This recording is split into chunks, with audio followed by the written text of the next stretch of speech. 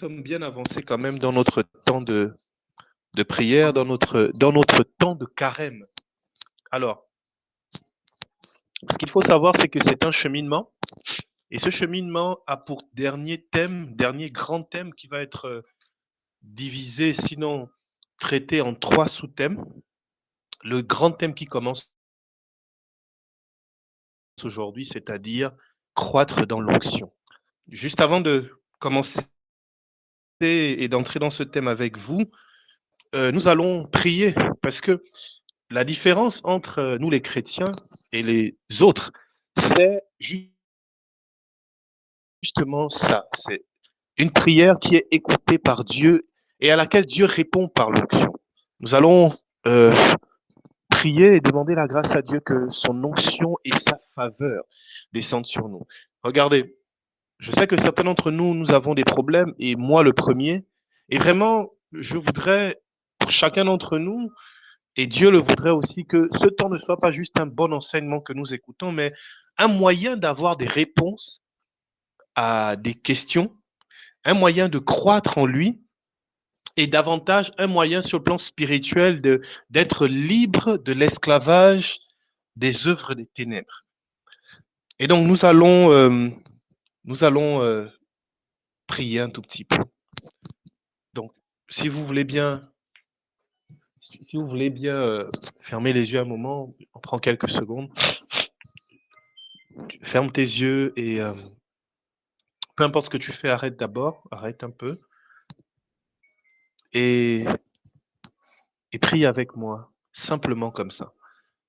Demande au Saint-Esprit sa faveur dans ta vie. Dis au Saint-Esprit que tu veux le recevoir ce soir. Bien-aimé, dans Actes des Apôtres au chapitre 2, les apôtres étaient tous réunis, les disciples, et puis il vint dans le lieu où ils étaient comme le bruit d'un violent coup de vent, et ils furent remplis du Saint-Esprit. C'est une expérience qui s'est passée il y a 2000 ans à peu près, et c'est une expérience qui se passe quand des chrétiens se mettent ensemble pour invoquer sa présence. Seigneur Saint-Esprit, nous invoquons ta présence. Nous invoquons la réalité de ton onction au milieu de nous. Nous invoquons la réalité de ton amour au milieu de nous. Saint-Esprit de Dieu, remplis-nous ce soir. Saint-Esprit de Dieu, fais tomber les barrières entre nous et la parole de Dieu qui va être prêchée ce soir. Saint-Esprit de Dieu, que la faveur du ciel descende sur nous encore. Saint-Esprit de Dieu, viens rafraîchir nos âmes. Saint-Esprit de Dieu, viens rafraîchir nos âmes. Viens rafraîchir nos âmes. Tu es l'esprit de paix, tu es l'esprit de miracle, l'esprit de sagesse, d'intelligence, de force, de crainte de Dieu. Répands sur nous un souffle nouveau.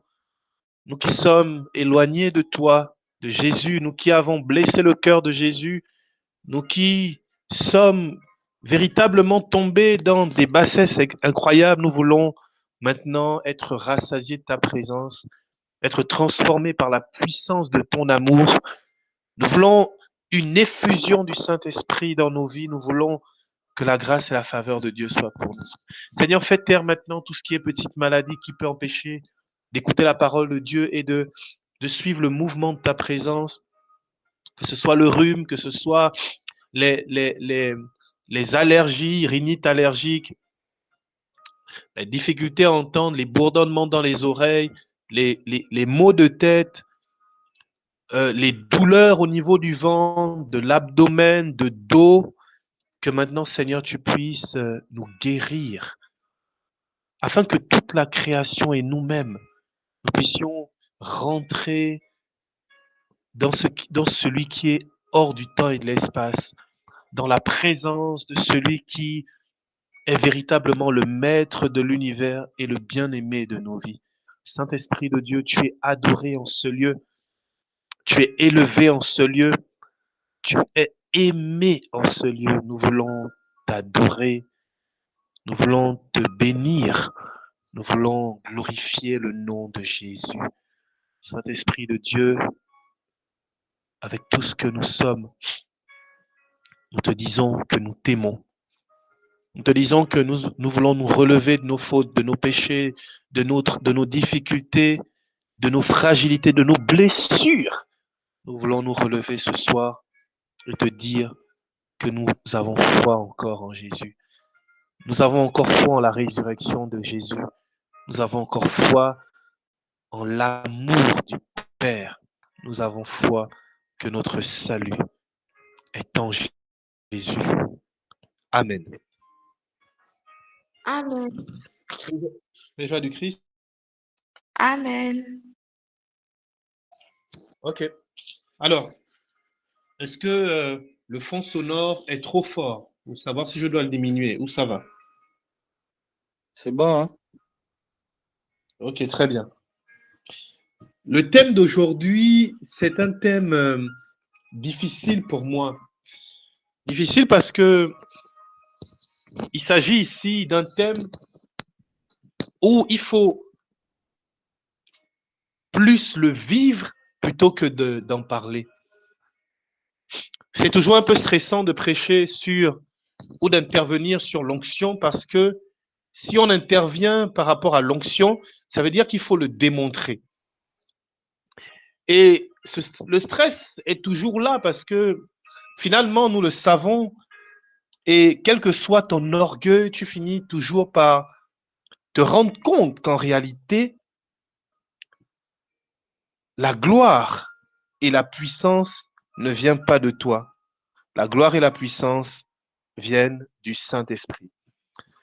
En d'autres termes, il nous faut recevoir de Dieu, il nous faut recevoir de la personne du Saint-Esprit sa puissance, son onction pour vivre quelque chose de vrai avec Dieu. Je parle à quelqu'un ici et ce que je dis, je sais que ça touche ton cœur. Pour vivre quelque chose de vrai avec Dieu, tu as besoin de l'onction du Saint-Esprit. Sans l'onction du Saint-Esprit, tu ne peux pas vivre quelque chose de vrai avec Dieu. Qu'est-ce que ça veut dire? Tu peux faire des choses pour Dieu. Tu peux même avoir un certain amour naturel pour Dieu parce que tu es un homme et les hommes ont une capacité d'aimer. Mais sans le Saint-Esprit, sans l'onction et la force d'en haut, tu ne peux pas vivre quelque chose de vrai. Et c'est pourquoi Jésus va dire, l'heure vient où les vrais adorateurs adoreront le Père en esprit. Et donc, Jésus va associer l'esprit et la vérité. Il dit, vrais adorateurs est égal à esprit. Tu ne peux pas donc être un vrai adorateur, tu ne peux pas vivre quelque chose de vrai avec Dieu si cela ne t'est pas donné par le Saint-Esprit. Et c'est pourquoi Thérèse de Lisieux, sainte de l'Église catholique, appelée encore Thérèse de l'Enfant Jésus, dira que tout est grâce. Pourquoi? Parce que c'est une faveur imméritée que nous avons lorsque nous sommes des personnes qui avons une relation vraie avec Dieu. Le thème donc aujourd'hui va concerner comment justement nous devons avoir ce rapport avec le Saint-Esprit, ce rapport avec l'onction du Saint-Esprit. Il y a une chose importante à comprendre. Qu'est-ce que l'onction? Qu'est-ce que la puissance du Saint-Esprit? Qui est le Saint-Esprit? Le Saint-Esprit est la troisième personne divine, la troisième personne de la Trinité. Un théologien dira, le Saint-Esprit n'est pas la troisième personne de la Trinité, c'est pas comme s'il y avait un ordre en tant que tel, même si dans ce qu'on appelle en théologie l'économie du salut, il va y avoir une une révélation progressive de qui est Dieu. On va voir dans l'Ancien Testament que Dieu est Adonai, Dieu est le Père, il est l'Élohim. Dans le Nouveau Testament, nous découvrons le Fils et nous découvrons par le Fils le Saint-Esprit. Donc, il y a quand même cette révélation qui va être progressive de l'économie du salut de Dieu. Et donc, le Saint-Esprit, selon ce théologien, il dit il est la première personne plurielle. Parce que le Saint-Esprit reçoit du Père et du Fils sa personne, son essence. Il faut savoir ceci. Il faut savoir que le Père est la source de la divinité. Le Fils est le vis-à-vis du Père, donc il est la parole du Père, il est l'expression de sa gloire. Et le Saint-Esprit est l'immaculé incréé, c'est-à-dire la vie qui jaillit, la gloire, la puissance, la personne qui jaillit de l'amour du Père et du Fils de toute éternité. Donc, le Père n'est jamais né, le Fils n'est jamais né, le Saint-Esprit n'est jamais né. Ils sont tous d'éternité en éternité. Amen. Alors,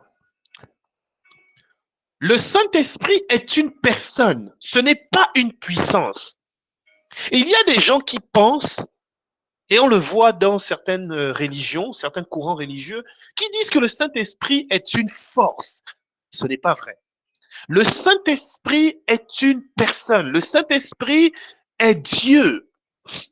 Et donc, lorsque nous parlons de la puissance du Saint-Esprit, il s'agit de la puissance d'une personne. Il ne s'agit pas du Saint-Esprit en tant que personne. Et c'est pourquoi Jésus fait la distinction. Il dit, c'est écrit ceci, dans Actes des Apôtres chapitre 1, vous allez recevoir une puissance, celle du Saint-Esprit, qui viendra sur vous et vous serez mes témoins. Nous remarquons aussi que quand Jésus ressuscite, il arrive dans la chambre haute. Il dit aux apôtres, recevez le Saint-Esprit. Vous voyez, c'est deux réalités spirituelles, mais il y a quelque chose à apprendre ici. Lorsque Jésus dit recevez le Saint-Esprit, il ne s'agit pas ici de la puissance du Saint-Esprit. Il s'agit ici du fait que le Seigneur Jésus donne aux apôtres un autre paraclet, autres parakletos en grec, un autre ami, un ami qui est Dieu comme lui et qui désormais va marcher avec eux. Jésus donne au monde, aux chrétiens, un autre ami, le Saint-Esprit.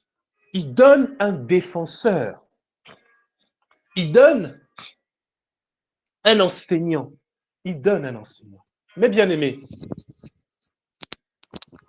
il faut savoir une chose, c'est que le Saint-Esprit est donné par Jésus pour que celui-ci, dans nos vies, joue le même rôle qu'il a joué lorsque Jésus était sur terre. Défendre, enseigner, bénir, conduire. Et donc, le Saint-Esprit, pour accomplir cette mission, il va nous donner sa force. Il va nous faire la faveur de grâce particulière. Et donc, cette faveur que le Saint-Esprit va nous faire, en nous donnant des charismes, en nous donnant des capacités nouvelles, c'est ça qui s'appelle l'onction. L'onction en hébreu, on parle de Mashiach. Mashiach. Je ne sais pas si je prononce bien. Onction ou personne oint. Mashiach. Et la Bible dit dans Luc au chapitre 4, le verset 18, c'est Jésus qui parle, il reprend les paroles d'Isaïe, il dit « L'Esprit du Seigneur est sur moi, il m'a consacré par l'onction. » Ça veut dire, je suis élu, je suis Messie. Je suis Amashia parce que j'ai reçu l'onction, donc la puissance, la faveur de l'Esprit pour une mission donnée. Et donc, l'onction, c'est quoi? C'est la capacité que Dieu te donne par sa force, la capacité que l'Esprit te donne par sa propre force, sa propre vertu, pour accomplir une mission ou pour rentrer dans un état de vie particulier qu'il veut pour toi.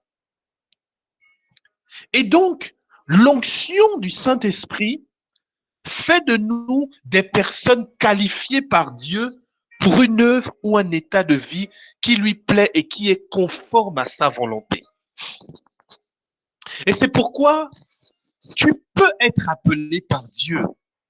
Mais si tu n'as pas reçu l'onction, c'est-à-dire que si tu n'es pas qualifié, que tu n'as pas reçu la force d'en haut, même si tu es appelé à quelque chose, tu n'as pas les capacités pour vivre cette réalité. Bien-aimé, l'onction du Saint-Esprit est une réalité indispensable dans la vie du croyant. Ce qui fait en sorte qu'il y ait des chrétiens sans puissance, c'est l'onction. Ce qui fait en sorte qu'il y ait des personnes qui ne manifestent pas la gloire de Dieu, c'est l'onction. Ce qui fait en sorte qu'il y ait des personnes qui sont chrétiennes, mais on a l'impression que ce n'est pas le même Dieu qu'ils prient, c'est l'onction. Bien-aimé, l'onction fait la différence. Une personne qui a l'onction, une personne qui n'a pas l'onction, il y a une différence. Vous allez me dire, mais on a tous l'onction par le baptême.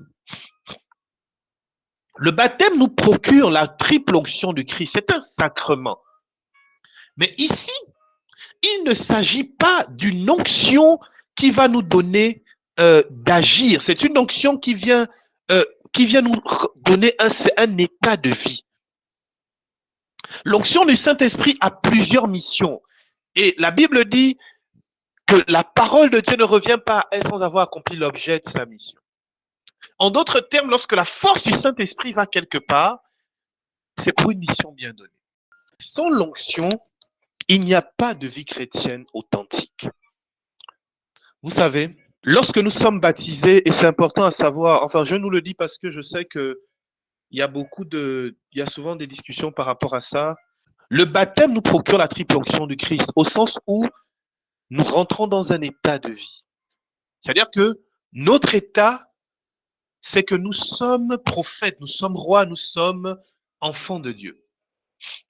Mais l'onction dont je parle ici, ce n'est pas cette onction qui est donnée dans le sacrement pour un état de vie. C'est la capacité de Dieu qui nous est donnée pour que nous puissions vivre et confirmer l'état de vie que nous avons reçu au baptême. Amen. En d'autres termes, tu peux être baptisé, mais ne pas vivre, ne pas avoir une vie qui correspond à ton état de vie de baptisé. Tu vas recevoir l'onction pour un état de vie, mais tu as besoin aussi de l'onction pour vivre en conformité avec l'état de vie que tu as reçu de Dieu. Est-ce qu'on se comprend? C'est comme tu peux naître dans une famille royale, donc tu es prince, mais tu vis comme une personne qui n'est pas née dans une famille de rois. Tu peux vivre comme une personne, par exemple, qui est née dans les bas quartiers, alors que tu es né dans une famille royale. Vous voyez, c'est ça. L'onction fait donc de nous des personnes qualifiées par Dieu. L'onction nous donne la capacité de Dieu. Et c'est pourquoi une des définitions que nous pouvons donner, c'est ceci. L'onction fait en sorte que tu puisses agir et parler comme Jésus aurait parlé et agi à un endroit, à un moment bien précis. L'onction te fait vivre, agir et parler comme Jésus à un moment bien précis, comme si c'était Jésus lui-même qui était là à cet instant précis. Il y a une façon de recevoir l'onction. Lorsque l'onction est dans la vie de quelqu'un bien aimé, vous savez, il y a vraiment une différence. On est nombreux à prier. Mais lorsqu'on aborde un thème comme l'onction, c'est difficile de tout dire parce que c'est tellement vaste. Donc, il faudrait que vous sachiez que ce que je vais nous dire ici, ou du moins ce que nous allons apprendre aujourd'hui, c'est une infime partie des réalités de l'onction et de la présence du Saint-Esprit. Alors, nous avons vu que l'onction est la capacité de Dieu qui nous donne d'agir comme Jésus et de parler comme Jésus à un moment bien précis. Et il y a une différence entre celui qui a l'onction et celui qui ne l'a pas. Pourquoi? Celui qui a l'onction, la gloire de Dieu se manifeste dans sa vie, clairement. Celui qui n'a pas l'onction va forcer les choses et aura du mal à refléter le visage et la lumière du Christ. Deux personnes peuvent prêcher, deux personnes peuvent enseigner, deux personnes peuvent faire des œuvres de charité, deux personnes peuvent travailler, deux personnes peuvent diriger, avoir un poste similaire, mais l'onction fera en sorte qu'il y ait toujours un qui se distingue. Parce que l'onction fera en sorte que celui qui a l'onction, c'est comme si c'était Jésus qui était là, et donc à l'impact que le Christ aurait eu s'il était sur la terre. Parce que Jésus lui-même, parce qu'il est devenu homme, a accepté et a choisi de se soumettre à l'onction du Saint-Esprit, de soumettre son agir, ses actions à l'onction et à la personne du Saint-Esprit. C'est pourquoi, lorsque Jésus était sur la terre, il priait. Il priait comme un homme parce qu'il était un homme. Il a choisi justement d'être fragile et d'être faible. La kénose. Et donc, il y a trois types, j'ai envie de dire, de ministères, sinon trois types de réalités que je voudrais toucher ce soir. Et je voudrais nous enseigner comment est-ce que nous faisons pour recevoir l'onction pour ces trois réalités-là. La première réalité, c'est la réalité de la vie charismatique. La réalité de la vie charismatique, particulièrement les ministères qui sont associés à j'ai envie de dire, à l'évangélisation, à l'édification de l'Église. Mais bien aimés, la première chose qu'il faut savoir, c'est qu'il n'y a rien que Dieu ne fasse parce qu'il est forcé. Dieu fait parce que c'est sa volonté. Même lorsque tu pries pour avoir de la nourriture, c'est parce que Dieu veut te donner qu'il exauce cette prière. Le Seigneur n'exauce pas une prière parce qu'il est contraint. Il y a des gens qui disent on contraint Dieu. Ce n'est pas vrai. Bien aimé, il faut arrêter de croire qu'on a un moyen particulier d'obliger Dieu à faire quelque chose. Ce n'est pas vrai. Lorsque Abraham va intercéder pour que le Seigneur puisse faire miséricorde à Sodome et Gomorrhe, la vérité, c'est que Dieu voulait déjà faire miséricorde par avance. C'est juste que Dieu voudrait, comme dit le catéchisme de l'Église catholique, nous faire participer à sa mission rédemptrice. Nous devenons co-rédempteurs, ou du moins, peut-être, c'est le mot est peut-être fort, mais nous devenons, j'ai envie de dire, participants à la rédemption du monde dans le Christ. Et c'est pourquoi Dieu permet, bien aimé, que nous puissions agir dans l'esprit. Nous sommes participants de la rédemption du monde avec le Christ. Parce que Dieu l'a voulu. Nous ne pouvons cependant pas être participants si nous n'avons pas les mêmes armes que le Christ. Les armes du Christ, c'était la puissance du Saint-Esprit qu'il a reçue au désert dans Luc au chapitre 4. La Bible dit que lorsque Jésus est sorti du désert, il était rempli du Saint-Esprit. Il était revêtu de la puissance du Saint-Esprit. Il était rempli de l'onction. Et c'est juste après ça qu'il a dit, l'Esprit du Seigneur est sur moi, Il m'a consacré par l'onction.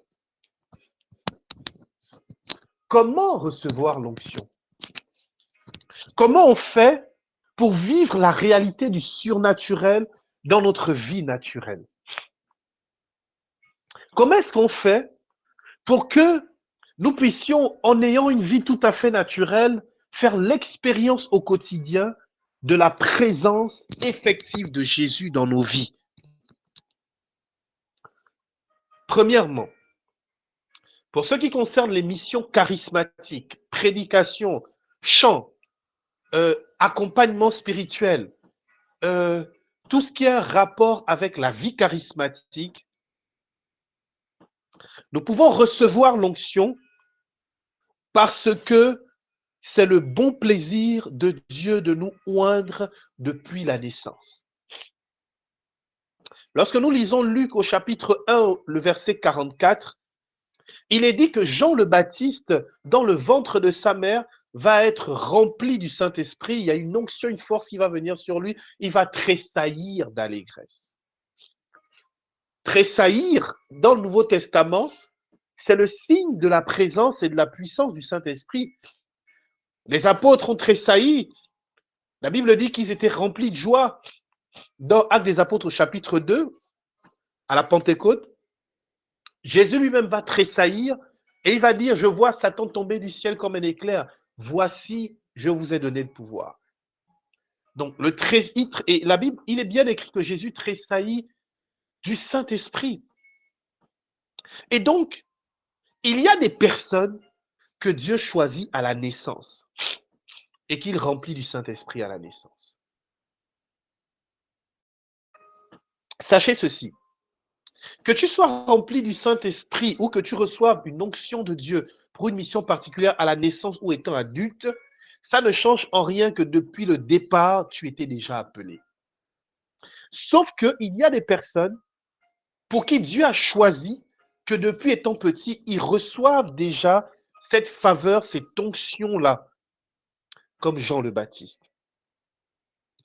Deuxième moyen de recevoir l'onction pour une vie charismatique, pour une mission d'évangélisation, pour une mission et pour la vie charismatique, l'exercice des charismes.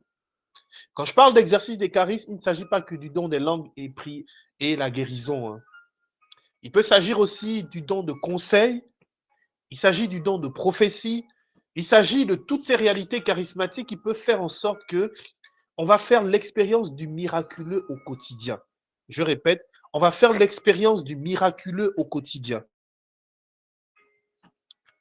Deuxième moyen, c'est l'impartition par la prière.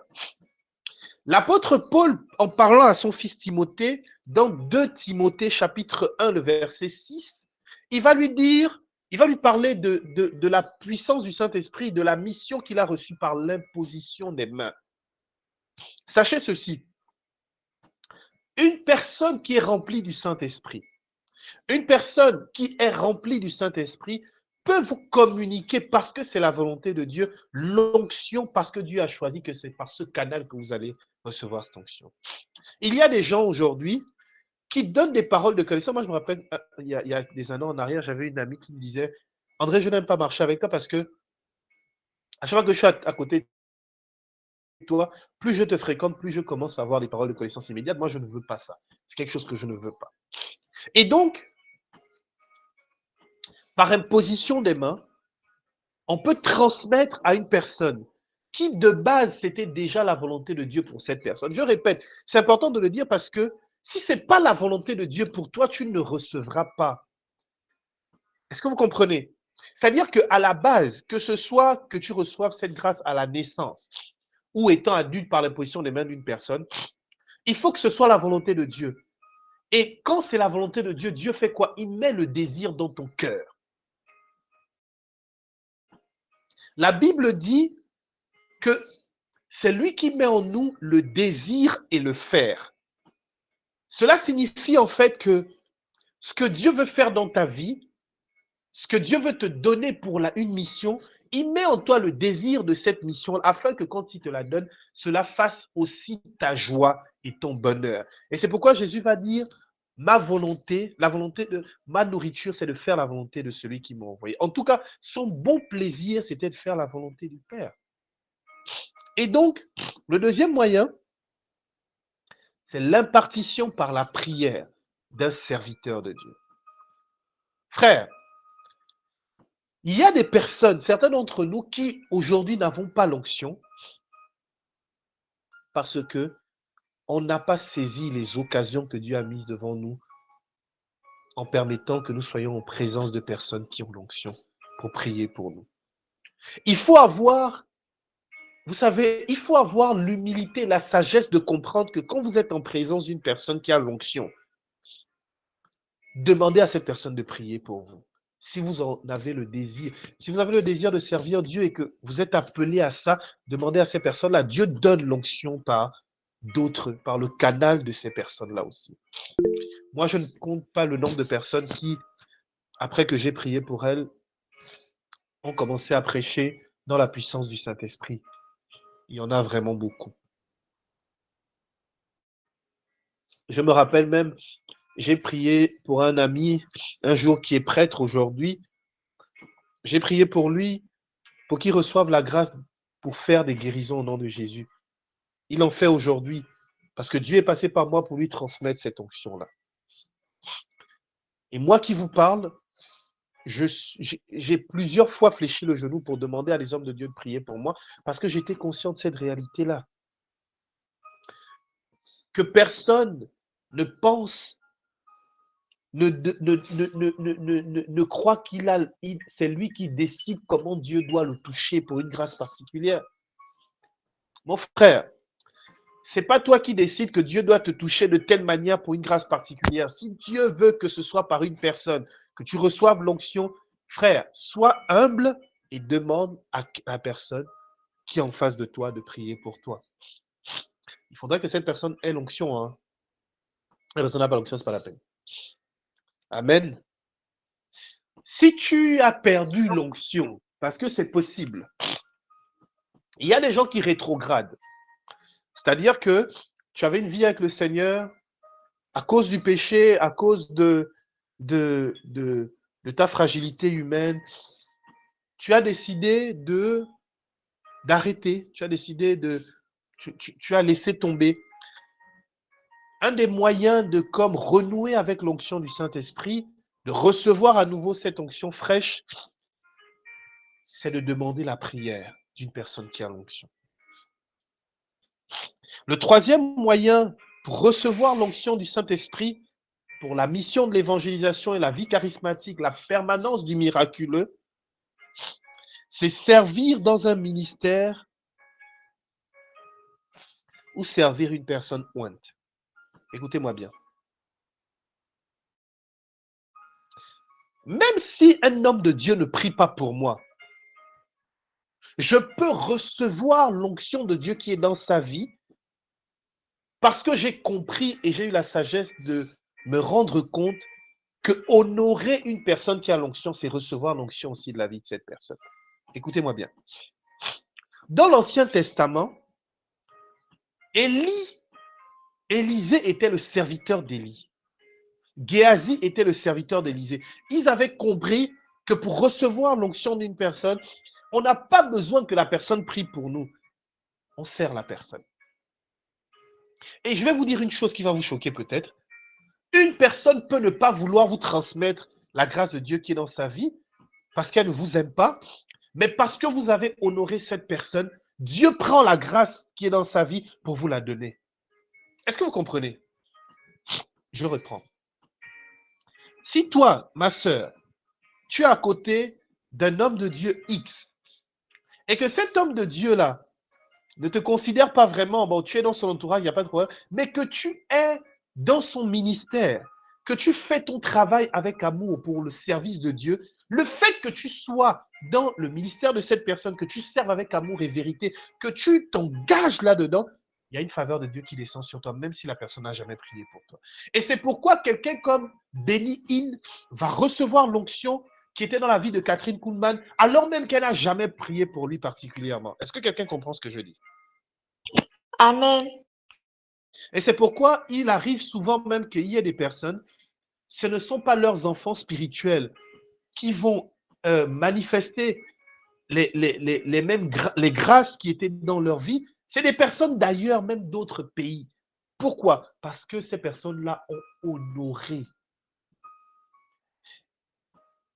Frères et sœurs, quand tu es dans un ministère, comme dans Disciples de Jésus, quand tu es dans un ministère, comme dans le renouveau charismatique ou ailleurs, sers Dieu avec diligence. Sois vraiment engagé. Vous savez, c'est souvent un peu dommage que dans nos groupes de prière et dans d'autres groupes, il y a de moins en moins d'engagement. Les gens ne s'engagent pas parce que chacun veut régler les problèmes de sa vie. Chacun estime que bon, on vient à l'église, on participe à ces temps-là juste pour un moment, mais frère, celui qui s'engage reçoit l'onction du Saint-Esprit. Tu veux guérir les malades? Tu veux prophétiser? Tu veux conseiller avec, voilà, tu veux faire l'expérience de la permanence du miraculeux? Sois sérieux dans ton service. Peut-être que ton service, c'est juste balayer l'église. Sois sérieux là-dedans. Peut-être que ton service, c'est intercéder dans le disciple de Jésus. Sois sérieux là-dedans. Ton service, c'est peut-être la prédication, mais tu prêches pas encore. Mais sois sérieux là-dedans. Viens aux formations.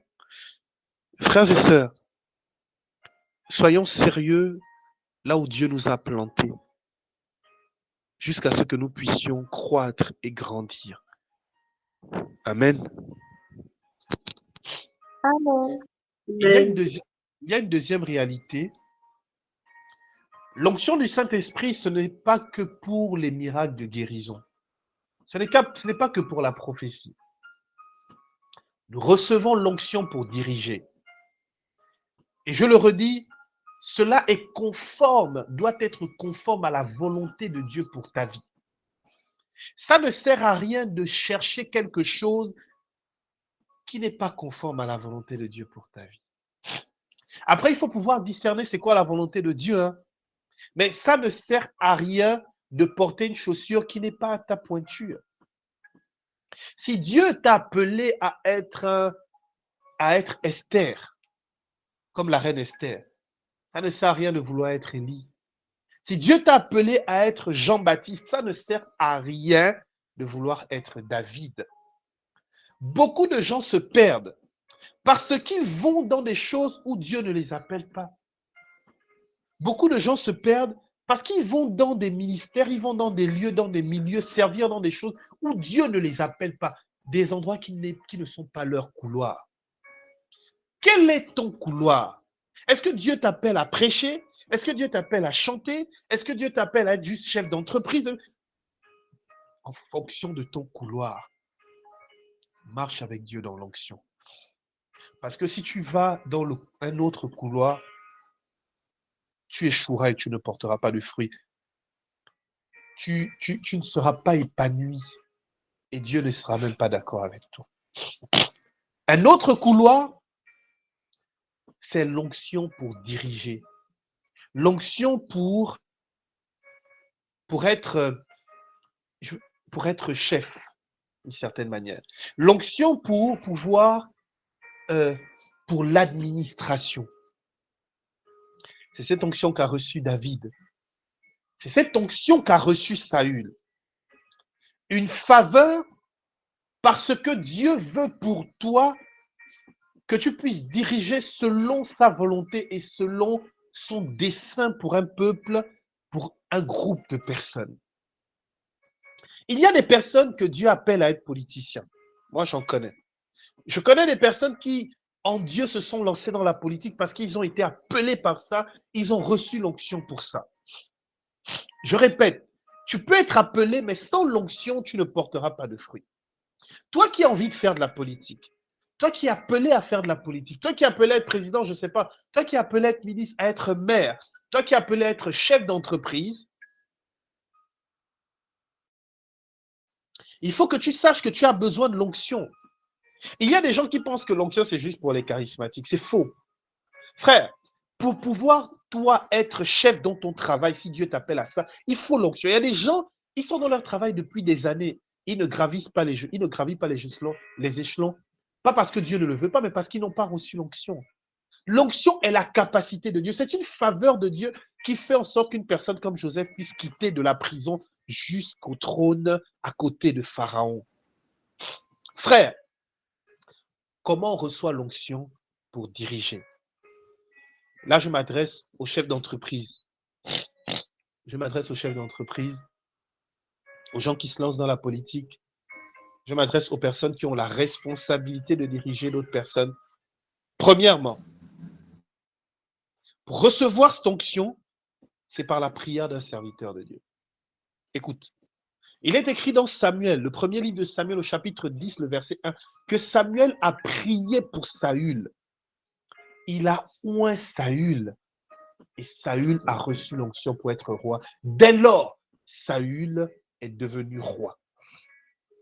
Écoutez bien, l'onction est différente.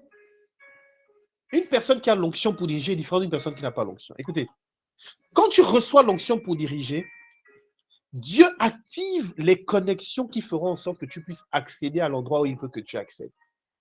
Quand tu reçois l'onction pour diriger, lorsque tu parles, derrière ta parole, il y a l'Esprit de Dieu qui touche le cœur des gens et qui vont être emmenés à te suivre et à croire en ton projet de société.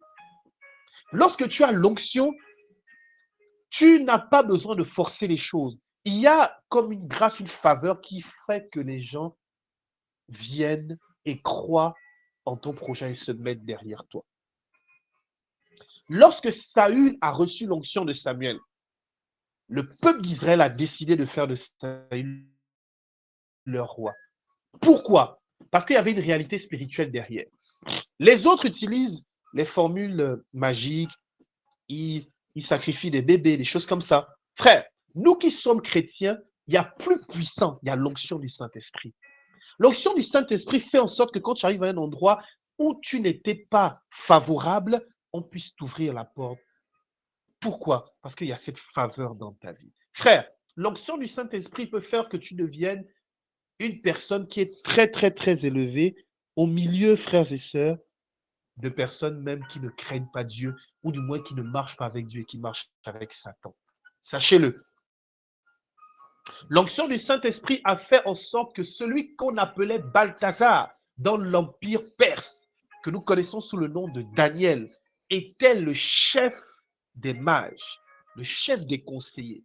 Les autres conseillers ne croyaient pas en Dieu. Ils utilisaient la magie. Daniel craignait Dieu. Il était chef au milieu d'un endroit où les gens n'étaient pas serviteurs de Yahvé. Donc, ces personnes-là, lorsque vous recevez l'onction, il ne faut pas vous dire que non, moi, je n'ai pas besoin de ça. Ça, c'est pour ceux qui prient en langue. C'est faux.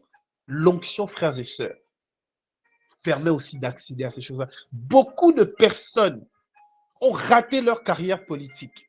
Beaucoup de personnes ont raté leur carrière entrepreneuriale. Beaucoup de personnes ont raté leur carrière professionnelle alors qu'ils étaient appelés à être chefs, ils étaient appelés à diriger parce qu'ils n'ont pas compris qu'ils avaient besoin de l'onction. Ils se sont contentés de leur envie, de leur désir. Ça, c'est ce qu'on apprend dans le coaching. Il faut avoir la foi, il faut continuer de travailler, il faut forcer. Mais l'onction n'apprend pas son coaching. L'onction, c'est une réalité spirituelle que nous recevons par la prière d'un serviteur de Dieu. Deuxièmement, on reçoit l'onction pour diriger lorsque l'on prie personnellement. Salomon priait et la Bible dit qu'il a eu un songe. Et dans le songe, Salomon a dit à Dieu, donne-moi la sagesse pour diriger ton peuple. Et il est écrit que cette prière plut à Dieu. Et dès lors, Salomon a reçu l'onction pour diriger. Quelques jours après, les versets qui suivent, il est écrit qu'on emmène à Salomon une femme parce que on amène à Salomon un bébé et deux femmes. Les deux femmes disent que c'est leur bébé. Salomon décide de trancher le bébé. La vraie mère dit non, c'est bon, c'est pas mon bébé. Et là, Salomon fait un coup de maître parce qu'il est tellement sage à cause de l'onction. L'onction du Saint-Esprit te donne une sagesse pour diriger que les personnes qui sont dirigeants, qui n'ont pas l'onction, ne peuvent pas avoir, malgré leur intelligence. Frère, l'onction. Et cette onction peut se recevoir dans la prière personnelle. C'est pourquoi toi qui es chef d'entreprise, tu as besoin de prier. Ce n'est pas parce que tu es chef d'entreprise, ce n'est pas parce que tu es président, ce n'est pas parce que tu es ministre, tu es maire, tu es député que ça veut dire que tu ne dois pas avoir de vie de prière. C'est faux. Ta vie de prière peut ouvrir la porte à Dieu pour que tu reçoives sa faveur, pour que tu puisses diriger dans la puissance du Saint-Esprit selon ce que Dieu a prévu pour toi et pour le peuple qu'il t'a donné à charge. Amen. Amen. Amen. Et donc, la prière. Troisièmement, tu peux recevoir la grâce, la faveur, l'onction pour diriger à la naissance, un peu comme Joseph. Joseph a reçu cette faveur, cette grâce depuis petit. Il a commencé à faire ses songes. C'est une grâce que Dieu peut faire comme ça. Mais il faudrait que vous sachiez une chose. L'onction du Saint-Esprit, lorsqu'elle vient dans notre vie pour être des dirigeants, pour être un dirigeant, il vient avec des capacités et des aptitudes qui vont nous servir dans cette mission-là, dans ce service-là. Exemple, le discernement. Pour discerner les personnes vraies et les personnes fausses, afin de choisir qui est-ce qu'on peut prendre dans son équipe ou qui est-ce qu'on peut. On va te donner des capacités à accomplir ton service dans la vérité avec justice, avec puissance et avec impact. Frère, l'onction du Saint-Esprit fait des bons patrons. L'onction du Saint-Esprit fait de bons présidents, fait des bons ministres. L'onction du Saint-Esprit fait de bons entrepreneurs. L'onction du Saint-Esprit fait en sorte que tu sois une personne qui, un peu comme un berger qui fait la fierté, la joie des brebis dont tu as la charge. Amen. On peut recevoir l'onction pour diriger, premièrement, par la prière d'un homme de Dieu. Deuxièmement, par la prière personnelle. Troisièmement, Dieu peut décider de nous la donner librement à la naissance, comme c'est arrivé à Joseph. Et j'étais en train de dire qu'il ne faut pas penser que parce qu'on est chef d'entreprise, que ça veut dire qu'on n'a pas besoin d'avoir une vie de prière. C'est faux.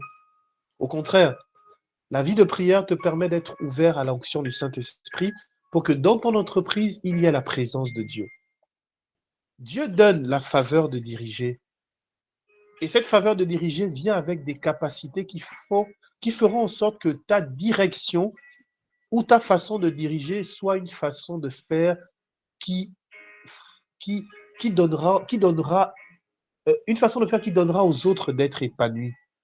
Une façon de faire différente, comme le monde ne connaît pas. Frère, c'est possible d'être épanoui au travail lorsque tu travailles dans un milieu où le patron est une personne qui est loin du Saint-Esprit pour diriger. Il y a des personnes qui s'improvisent patrons, il y a des personnes qui s'improvisent entrepreneurs, qui n'ont pas reçu l'onction du Saint-Esprit et ils sont de mauvais patrons. Je ne suis pas en train de dire que sans l'onction du Saint-Esprit, tu ne peux pas être un patron, ce n'est pas vrai. Tu peux avoir tu peux avoir des faveurs qui ne sont pas liées à l'onction du Saint-Esprit. C'est lié à ta naissance. Tu es peut-être né dans une famille où on a des entreprises. C'est lié au fait que tu peux savoir faire des études. Voilà. Ce que je veux dire, c'est que l'onction du Saint-Esprit donne une touche différente. L'onction du Saint-Esprit fait en sorte que tu as une façon de faire comme si c'était Jésus qui faisait. Frère, l'onction du Saint-Esprit fait en sorte que les employés viennent travailler avec joie. L'onction du Saint-Esprit pour diriger fait en sorte que les gens qui viennent travailler donnent le maximum de leur capacité, pas seulement parce qu'on doit les payer à la fin du mois, mais parce qu'ils adhèrent au projet que tu portes. Pourquoi? Parce qu'il y a l'onction et la faveur de Dieu dans ta vie pour ce que tu es en train de faire. Dieu bonifie, Dieu rend excellent ce qui concerne les réalités de la vie humaine. Troisièmement, l'onction du Saint-Esprit pour les réalités financières. Je disais ici que ça fait le fonds de commerce de beaucoup d'églises. Tu vas dans une église, tu vas quelque part, ou même chez un ganga, un pseudo-prophète, tu vas en Inde, tu vas au Bénin, parce que tu veux l'argent. Tu veux que ton business marche, tu veux qu'au travail, tu aies la promotion. En gros, tu veux des finances. D'autres poussent le bouchon loin. Moi, je l'ai vu à Abidjan. Tu veux le portefeuille magique, tu veux avoir un serpent qui te crache l'argent. C'est des réalités, hein, c'est des choses qui existent. Pour ceux qui ne savent pas, sachez que ça existe. Les serpents qui crachent l'argent. Je ne vous dirai pas où il faut aller pour ça. Donc, penser que Dieu agit comme un magicien, c'est se fourvoyer, frères et sœurs. Il y a effectivement une faveur pour les finances. Et quand je parle de faveur pour les finances, je parle ici de finances dans le sens où Dieu veut pour la vie d'une personne un certain niveau de richesse. S'il vous plaît, Dieu n'a pas prévu pour une personne qui soit misérable. C'est faux. Je parle ici de finances pour un certain niveau de richesse. Il y a des personnes Dieu a prévu pour vous un certain niveau de richesse, milliardaire, millionnaire, ce que vous voulez. Et ces personnes-là, vous avez déjà l'appel. Vous avez envie de ça. Vous avez des idées, mais vous avez besoin de l'onction. Tu peux mourir avec tes idées, mais comme tu n'as pas l'onction, tu ne vois pas ça se réaliser. Quelqu'un va me dire, mais frère André, ça a quoi voir? On parle ici des choses concrètes et matérielles. L'onction, ça, c'est des choses spirituelles. Justement, toute grande réalisation avant d'être matérielle est d'abord spirituelle. Il est écrit, lorsque Dieu créa le monde, dans Genèse au chapitre 1 et 2, il est écrit, Dieu dit. Avant que cela ne se fasse, Dieu a d'abord dit. C'est-à-dire qu'il y a eu un souffle d'abord. On le voit dans Genèse au chapitre 1, un souffle de Dieu planait au-dessus des eaux. C'est-à-dire qu'il y a d'abord une réalité spirituelle avant que cela ne se forme. Tu peux avoir l'appel de Salomon, mais ne jamais voir cet appel s'accomplir parce que tu négliges une chose, l'onction. C'est pourquoi, mes frères et sœurs, arrêtez de penser que l'onction du Saint-Esprit, tomber dans le Saint-Esprit, prier en langue, recevoir la présence du Saint-Esprit sensible, c'est que pour les personnes qui doivent prêcher. C'est faux. Ça concerne tout le monde. À toi de savoir dans quel couloir tu te trouves. Premièrement, recevoir l'onction pour les finances. La première chose, et je l'ai dit un peu avant, c'est qu'il faut d'abord être appelé à ça. Est-ce que tu es sûr que Dieu t'a appelé à être milliardaire? Écoutez, premièrement, il faut que ce soit la volonté de Dieu. Il faut que tes motivations soient nobles. Et la preuve, justement, que Dieu veut ça pour ta vie, c'est qu'il va d'abord faire un travail au préalable dans ton âme pour te donner la mesure de l'importance de l'argent, mais en même temps, te donner d'avoir un certain détachement par rapport à l'argent. Frère, si tu veux recevoir l'onction pour les finances, premièrement, si Dieu t'appelle à ça, il faut que tu saches que le Seigneur va te mettre à l'épreuve pour que tu sois détaché de ça. Il faut que tu saches que Dieu va travailler ton âme pour que l'argent ne te perde pas. Dieu va travailler ton âme pour que tu aies les bonnes motivations.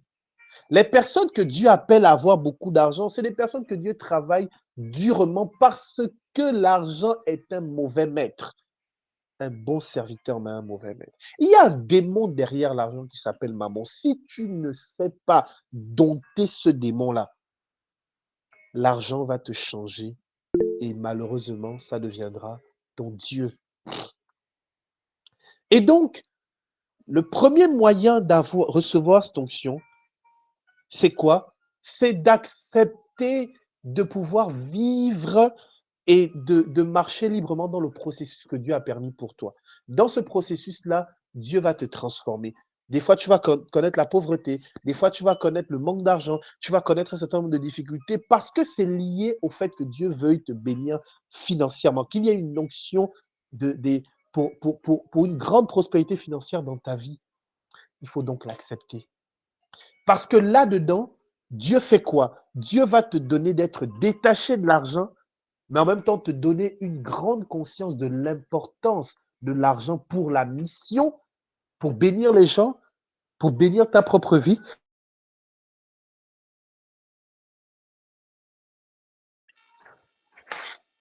Amen.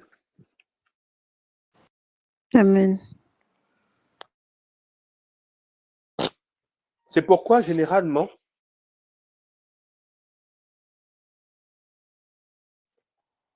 un instant.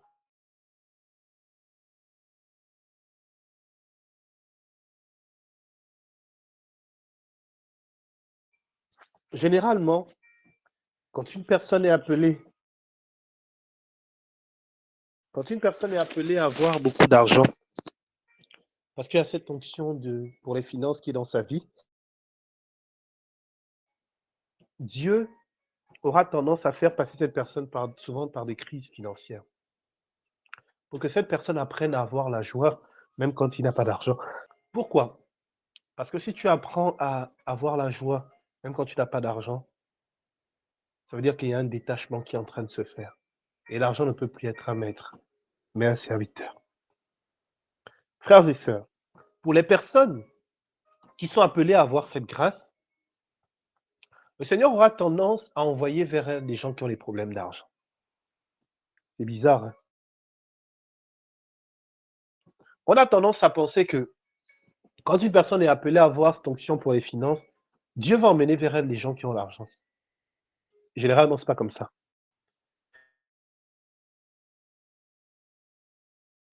Généralement, le Seigneur aura tendance à envoyer des personnes qui n'ont pas d'argent, qui ont besoin d'aide. Et ces personnes-là vous demanderont de l'aide. Et des fois, il y a des personnes, tu te retrouves à te dire, mais Seigneur, tu m'envoies des gens qui ont besoin d'aide.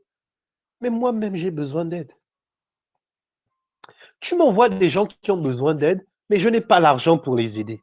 Frère, quand ça arrive, pleure, mais comprends derrière que Dieu est en train de former quelque chose dans ton cœur. Il t'apprend à voir la nécessité d'avoir de l'argent pour ne pas oublier quand tu en auras de bénir les gens. Pas seulement jeter l'argent par les fenêtres, mais les bénir de façon efficace. Et c'est là où tu vas apprendre, quand quelqu'un vient te demander de l'argent, tu n'en as pas, mais tu vas quand même l'écouter et tu l'apprendras par exemple à discipliner ses finances. Tu lui apprendras par exemple que s'il a 100 000, il peut investir dans telle chose. De sorte que le jour où tu auras de l'argent, quand tu en auras beaucoup, tu sauras comment aider les gens. Pas juste jeter l'argent par les fenêtres, mais tu sauras être diligent. Tu auras une sagesse, une intelligence claire pour aider les gens de façon efficace. Frères et sœurs, Dieu est un bon investisseur.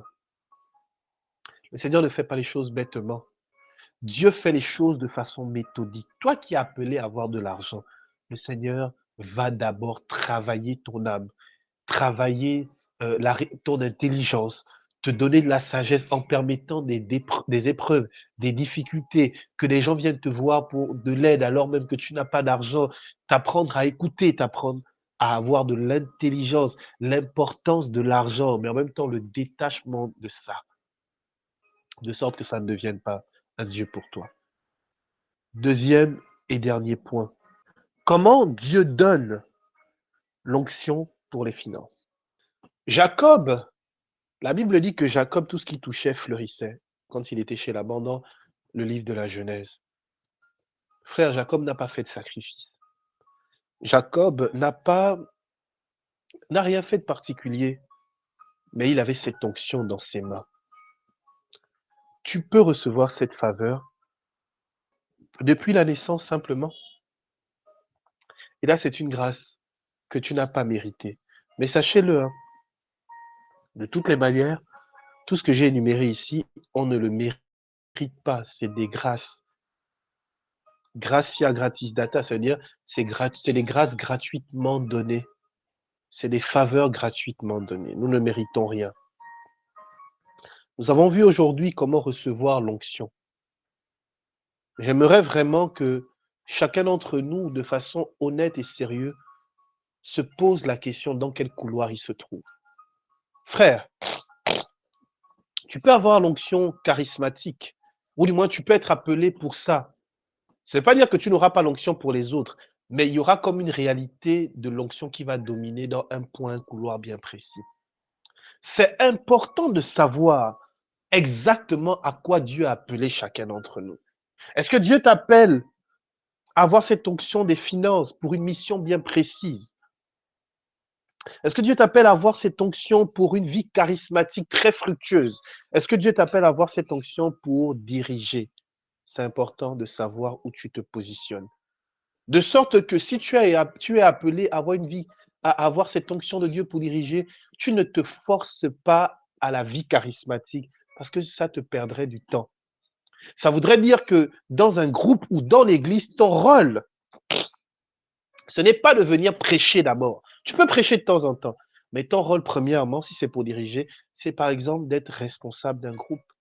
C'est par exemple d'accompagner un responsable, conseiller un responsable. C'est par exemple être dans un groupe, celui qui dirige une session du groupe, une commission, par exemple. Tu dois comprendre que si tu es appelé à avoir cette onction pour les finances, tu peux prêcher de temps en temps, c'est vrai.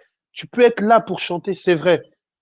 Mais tu dois comprendre que tu dois soutenir l'œuvre de Dieu financièrement. Et si tu es appelé à avoir cette réalité de l'onction dans la vie charismatique,